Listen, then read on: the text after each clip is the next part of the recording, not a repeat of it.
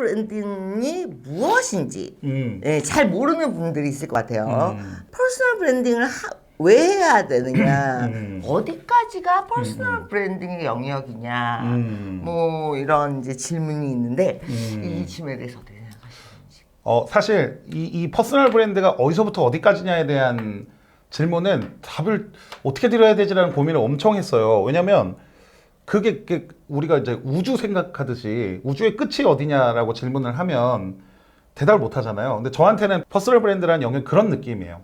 너무 광범위하고 사람 삶의 전체를 다루는 일로 저는 인식을 하고 있거든요. 퍼스널 브랜드가 뭐냐라는 말씀에 대답을 해드려야 된다면 일단 브랜드가 뭐냐부터 들어가야 되는데, 간단하게 말씀드리면 브랜드는 그냥 식별장치야, 식별장치. 그러니까 내가 국도형이야. 근데 여기도 이름이 국도형이야. 그러면은 세상에 나는 존재가 다른데 사람들이 인식할 때는 그냥 똑같은 국도형일 거 아니에요. 그래서 나는 국도형 1이라고 하기로 했어. 이때부터가 브랜드의 시작이에요, 사실은.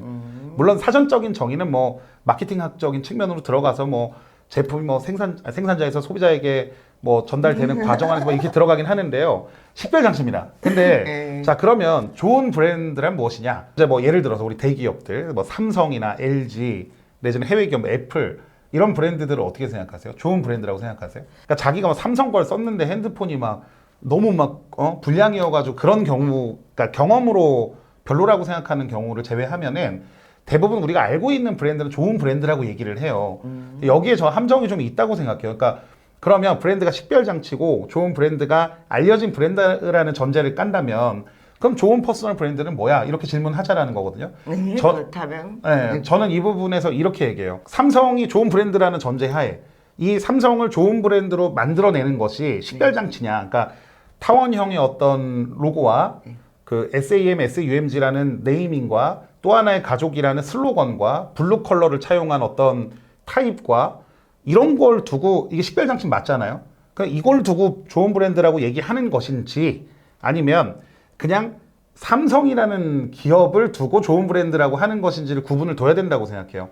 근데 많은 이 브랜드 컨설팅 시장에서 하는 얘기들이 브랜드 기획이라 하면 제가 전자에 말씀드렸던 블루 컬러를 차용하고 이 직행이 있잖아요. 이걸 두고 좋은 브랜드를 만든다라고 얘기하거든요. 근데 제가 이걸 가지고 지방에 있는 저 어디 구석지에 있는 공장에다가 삼성 똑같이 붙여보자고요. 그럼 그 브랜드 좋은 브랜드인가요? 이렇게 생각해 보자는 거예요. 전 좋은 브랜드 아니라고 생각해요. 삼성이니까 그냥 이것도 좋은 브랜드가 되는 것일 뿐인 거죠. 그래서 저는 브랜드는 후해석이라고 견제하고 있어요. 후해석. 네, 그러니까 얘 때문에 성공을 하는 게 아니라 성공을 해서 얘가 좋아 보이는 거죠. 저 반대라고 생각해요. 이 관점, 그러니까 성공하지 못했는데 좋은 브랜드라고 불려지는 브랜드는 없어요. 다 잘 알고 있고 잘 팔리고 소비자들의 어떤 반응이 있고 얘네들이 좋은 브랜드인 거지, 단순히 겉표면에 만들어진 어떤 장치들을 두고 좋은 브랜드라고 해석하지 않는다는 거죠. 그래서 퍼스널 브랜드도요, 어디에 좀 중점을 둬야 되냐에 대한 고민이 정말 많았거든요. 근데 본질적으로 보자면요, 그냥 우리 유수연 선생님 같이 성공하신 분들은요, 그냥 좋은 브랜드가 되세요. 유수연이라서 1타 강사라는 타이틀 쓰시잖아요. 토익 1타 강사.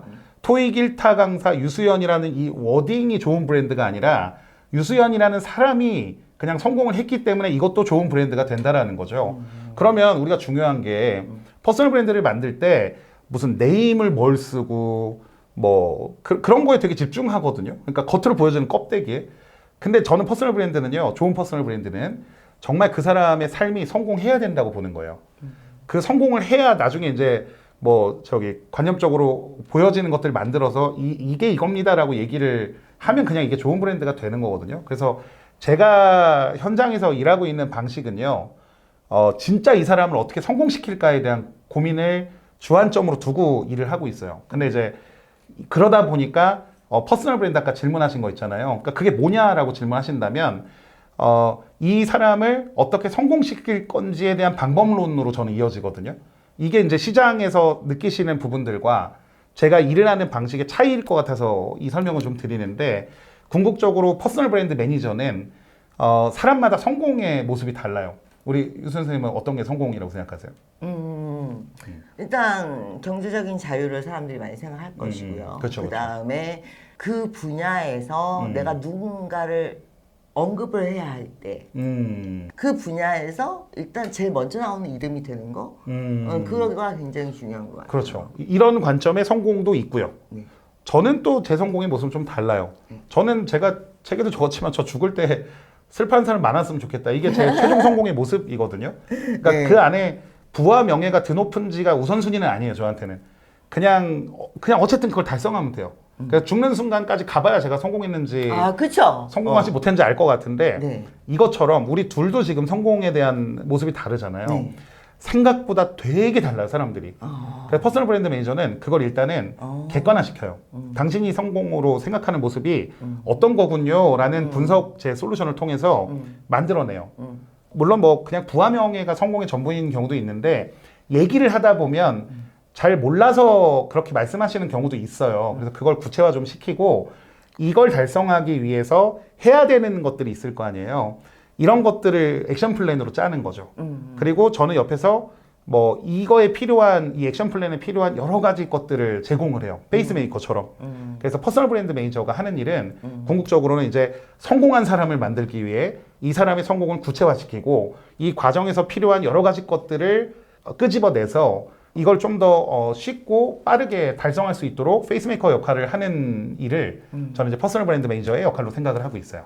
이제 퍼스널 브랜드 매니저를 꿈꾸시는 분들이 생각보다 요새는 많아지셨더라고요. 좀 그렇죠, 그렇죠.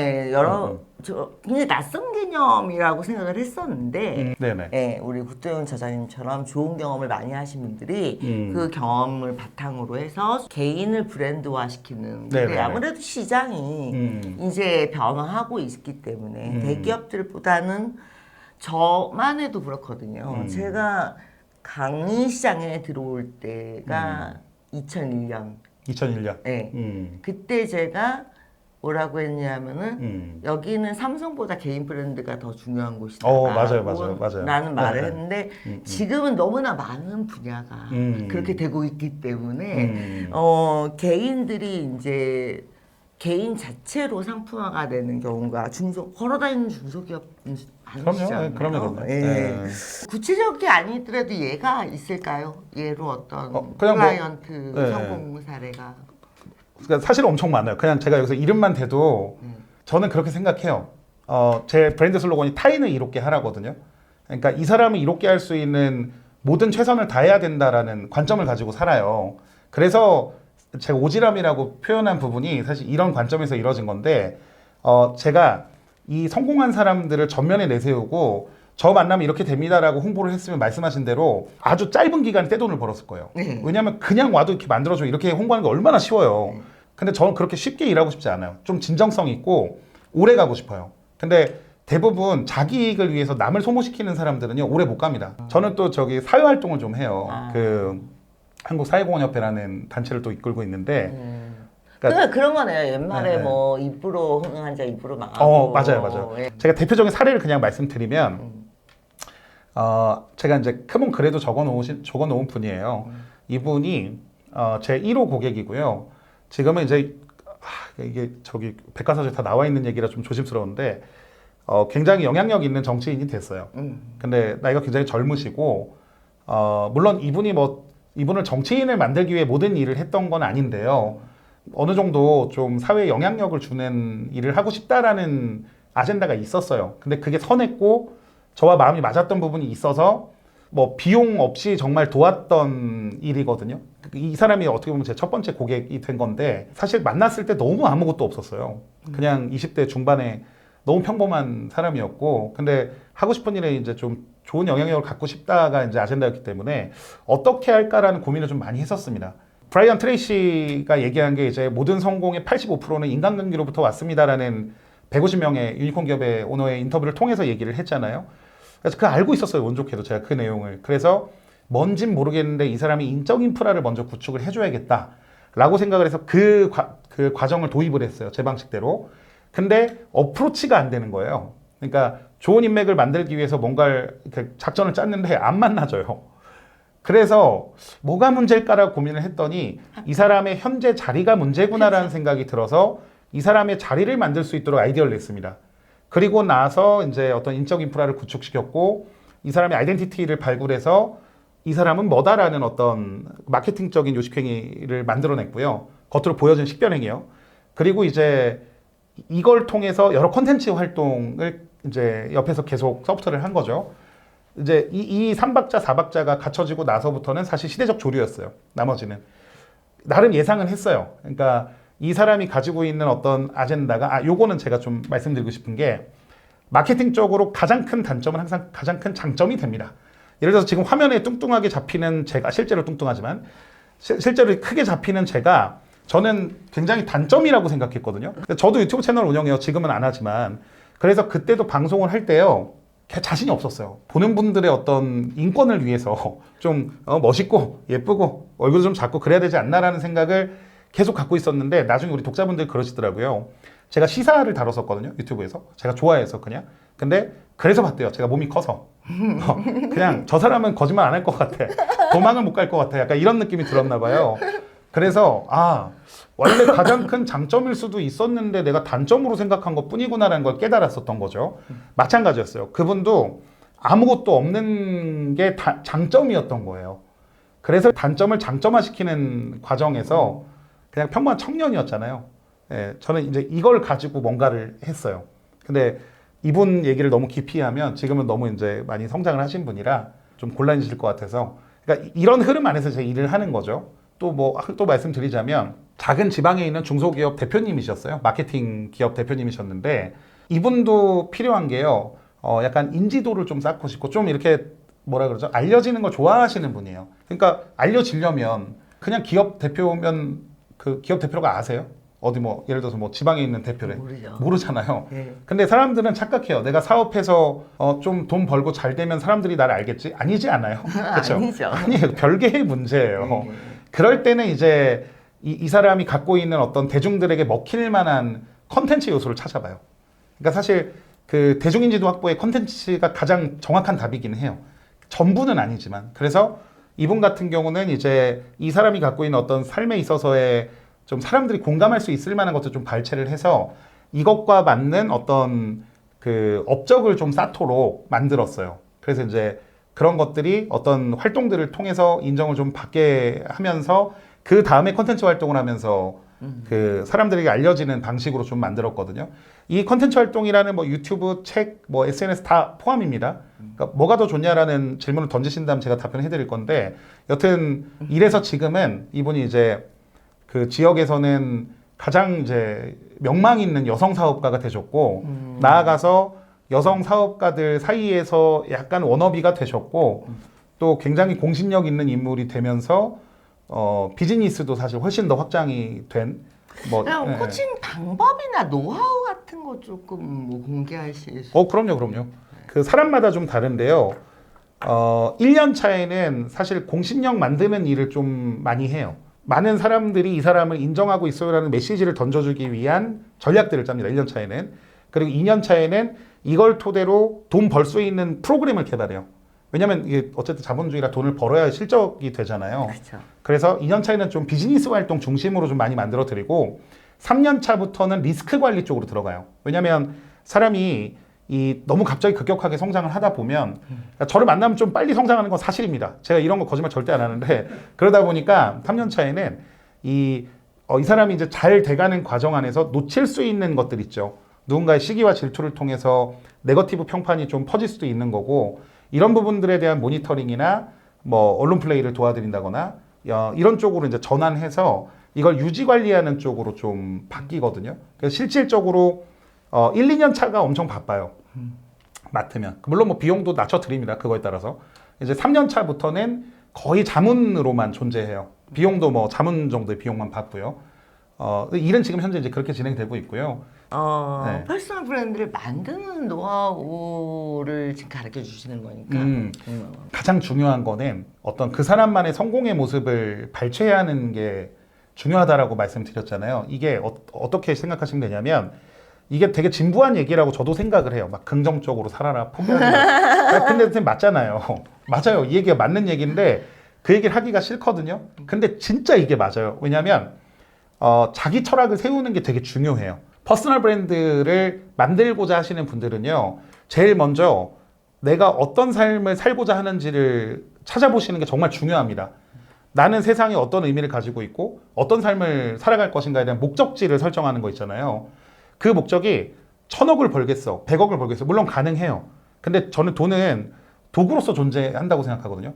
우리가 인생이라는 관점을 답은 없겠지만 농사 짓는 걸로 비유한다고 하면 그럼 농사를 지어야죠. 근데 농사를 좀 쉽고 빠르게 짓기 위한 방법으로서 도구가 있는 거죠. 곡괭이, 호미가. 근데 대부분 사람들이 농사 짓는 걸 간과하고 곡괭이, 호미를 모으기 시작합니다. 저는 이걸 돈이라고 생각해요.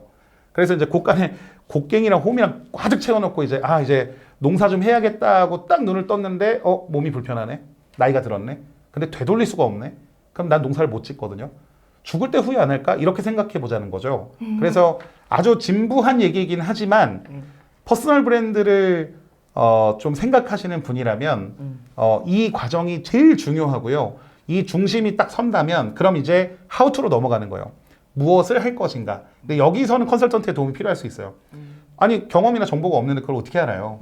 네, 그래서 노하우라고 한다면 이 부분을 절대 간과하지 마실 것. 먼저 중심을 세워보실 것. 네. 네. 그냥 있잖아요. 그냥 내가 받아들일 만한 거 받아들이는 거. 내 삶이 똑바로 서 있고 그 안에 정답을 찾는 과정에 어떤 만들어진 이론이나 연구 결과는 내 생각을 객관화시키는데 도움을 주는 요소로 작용은 될 수 있는데 그래서 뭐 너무 이렇게 막 이런 생각하실 때 어떤 그 간접적인 정보에 의거해서 생각하시는 것보다는 그냥 나를 돌아보는 일이니까 내가 나를 잘 알거든요. 네. 그게 좀 필요할 수도 있겠다. 네. 자기 분석이 꼭 필요하고 그렇죠. 자기 욕구, 자기가 원하는 것 궁극적으로는 그렇죠. 무조건 뭐는 2%의 비밀이 있다면 2%의 비밀. 뭘 팔려고 하지 말고 상대가 뭐가 부족한지를 생각하라. 이 얘기 진짜 많이 나와 있는 얘기거든요. 근데 저도 많이 느껴요. 그러니까 뭐가 필요하지? 그러니까 제가 타인을 이롭게 하라라는 브랜드 슬로건을 가진 게 착한 사람이라 그런 게 아니고 마케팅적으로 그게 맞아요. 돈이라는 건 가치 교환인데 상대가 뭘 필요하고 내가 그걸 해줄 수 있는지를 검토하고 그게 나만 할 수 있는 일일 경우에 비용이 뛰거든요. 그래서 2%인지 1%인지 사실 잘 모르겠어요. 책에 적긴 했는데 아무튼 그 소수의 비밀은요. 생각보다 굉장히 이타적인 사람 많습니다. 늘 특히 이제 정말 성공했다라 불려진 CEO들은요. 하다못해 밥을 먹으면서도 어떻게 하면은 고객들이 편하게 숟가락질을 할 수 있게 만들지? 이게 꼭 필요한 서비스인가? 매 시간 그렇게 살아요. 그분들은.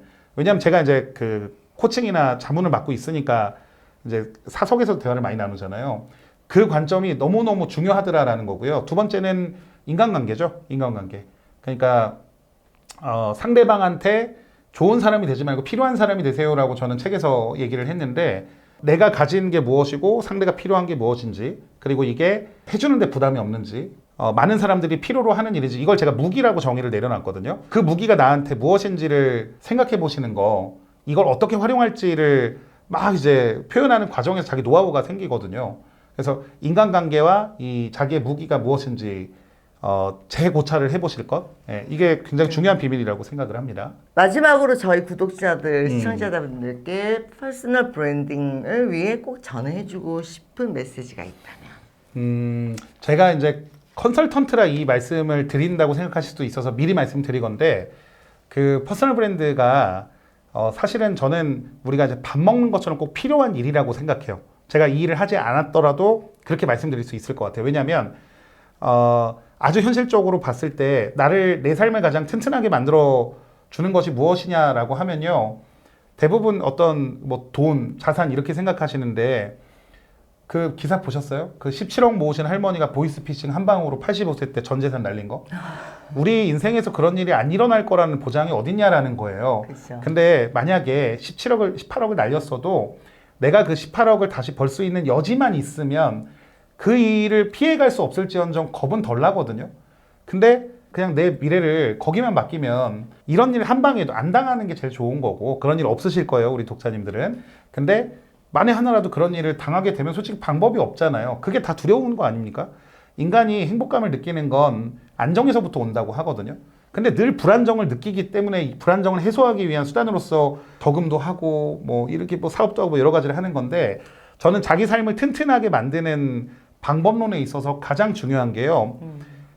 무언가를 할 때 그 방법을 알고 있는가 그리고 그 방법을 알고 있음을 활용해서 좀 빠르게 다시 뭔가를 만들어낼 수 있는가 이 관점으로 보고 있어요. 그래서 우리 독자님들은 물론 지금 하시는 것들, 미래를 준비하기 위한 활동들 열심히 하시면 좋겠고, 브랜드 가치 있잖아요. 브랜드 가치. 어떻게 하면 브랜드 가치가 만들어지는지를 좀 많이 평소에 본질적으로 살펴보시면은 도움이 많이 되실 것 같아요. 그리고 퍼스널 브랜드 마찬가지죠. 이 공부를 토대로 내 가치를 어떻게 올릴 것인가 라고 평소에 답이 안 나와도 생각하는 습관을 가지면 우리가 이제 고민이라는 거는 50%의 성공 가능성이 열린 것이다 라고 얘기를 하거든요. 가능성이 없는 사람은 고민을 하지 않는데요. 그래서 뭔가 고민을 하고 계신 분이 계시다면 이미 50% 성공하신 거라고 생각하셨으면 좋겠고, 안정적인 삶을 추구하시는 분이라면요.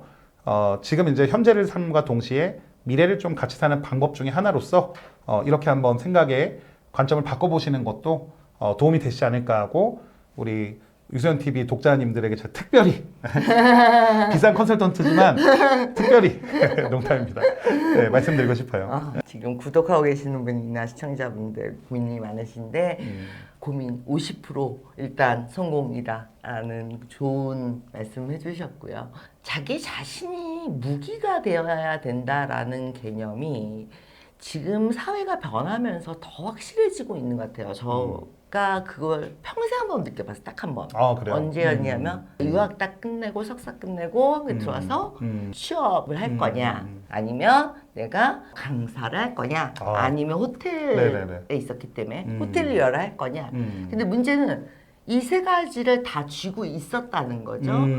그 상태에서 내가 한국 시장에 딱 나타났을 때 그때 나는 돈도 없고 명예도 없고 불안했죠. 말씀하신 맞아요, 것처럼. 맞아요. 네. 하지만 그 불안을 내가 느끼지 못하고 살았던 건 내가 무기였다고 느끼고 살았기 때문이고, 내가 무기라는 그거를 만들기 위해서 좀 더 섬세한 준비가 이제 더 필요한 시대로 넘어가고 있기 때문에 저도 개인적으로 굉장히 만나뵙고 싶었어요. 개인 브랜드를 이렇게 영광입니다. 네. 퍼스널 브랜딩을 이제 책으로까지 내시고 또 매니저로서 이타적인 경영 마인드를 가지고 이렇게 계속 꾸준히 갈 수 있는 뚝심이 대단한 것 같고, 경험도 굉장히 좋은 경험이 많습니다. 그래서 책도 소개시켜 드릴 겸해서 오늘 모시고 인터뷰했습니다. 네. 너무 좋은 시간이었고요. 네. 시간 내주셔서 너무 감사합니다. 제가 감사드리죠. 네, 오늘 너무 즐거운 시간이었고요.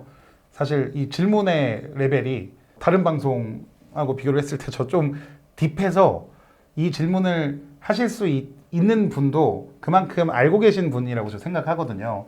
그래서 아주 고퀄리티의 방송이 되겠구나라고 생각하고 왔는데 자화자찬인데요, 우리 둘이서 지금. 역시나 와보니까 그 아주 훌륭한 내용으로 또 저기 잘 진행해 주셨고 너무 감사드리고요. 또 우리 촬영 도와주고 계신 우리 저기 PD님이나 PD님들께도 한번 감사드립니다.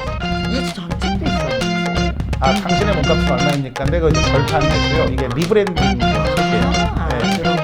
그것도 베스트셀러였죠. 그거는 4주였고 이제 이거는 15주. 베스트셀러를 제가 감히 소개를 드렸습니다. 오늘 나와주셔서 감사합니다. 네, 감사합니다. 네, 고맙습니다. 수고하셨습니다.